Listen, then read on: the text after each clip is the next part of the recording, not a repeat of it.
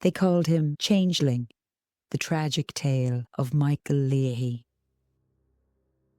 In a quiet valley, wrapped in soft green hills, where the mist clung to trees like whispers, there was a village where people told old stories and believed them still. In that village lived Nora, an old woman whose house had grown too quiet. Her husband was gone. Her daughter was gone. All that remained was her grandson, Michael, who did not walk or speak. But Nora remembered a different boy, bright, laughing, full of life. This child was not him. She began to wonder, had the good people taken her real grandson? The good people, it was said, lived in the woods and under the hills. They could steal a child in the blink of an eye and leave a changeling behind, strange, silent, and fading. Nora hired a young village girl, Mary, to help tend the boy.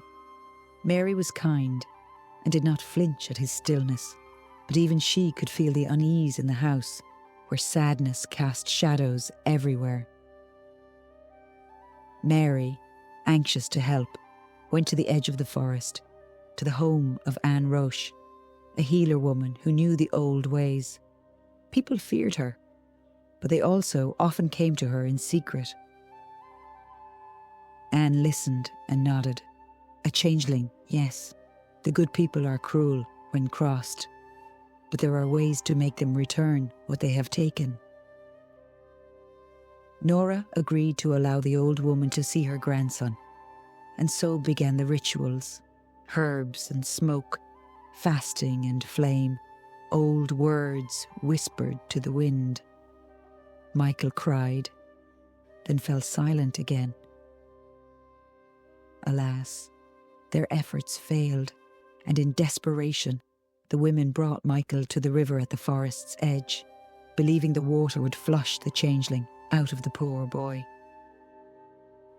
The village gathered and watched in hushed anticipation, some with pity, some with fear. They spoke of curses and blessings, of madness and belief. For 3 consecutive mornings, Anne stood at the river's edge and commanded the fairies to take the changeling and restore Michael to his grandmother.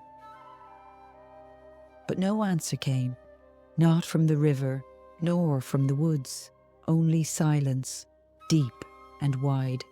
On the 3rd morning, the river claimed Michael, and his eyes closed forever.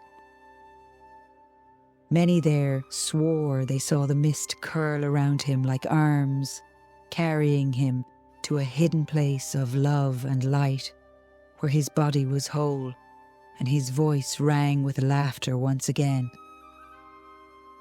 Though Nora wept, her heart was quieter, for she believed, perhaps foolishly, perhaps wisely, that her grandson had not been lost, but found.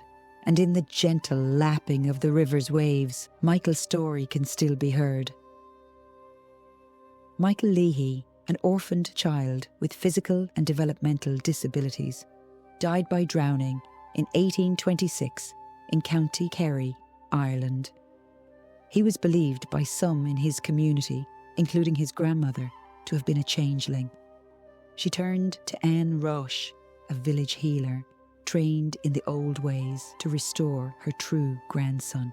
When her initial attempts failed, Anne counselled that the boy be bathed in the icy waters of the River Flesk each morning until the changeling fled and Michael was returned. The ritual was performed over the course of 3 days before he was accidentally drowned. Anne was indicted for Michael's murder and tried in Tralee. The court, at the direction of the judge, found Roche not guilty of murder. He stated that the jury would not be safe in convicting the prisoner of murder, however strong their suspicion might be. The verdict is suggestive of the depth of belief in changelings in the community. If you were captivated by They Called Him Changeling, then The Good People by Hannah Kent is a natural companion novel. Set in 19th century Ireland, where fog clings to the hills and belief in the fair folk lingers in every shadow, this book, based on a true case, reveals how deeply the old ways once shaped everyday lives. With her vivid and lyrical style, Kent draws us into a world where the veil between human and otherworld is thin, and where a child like Michael might be caught between the two.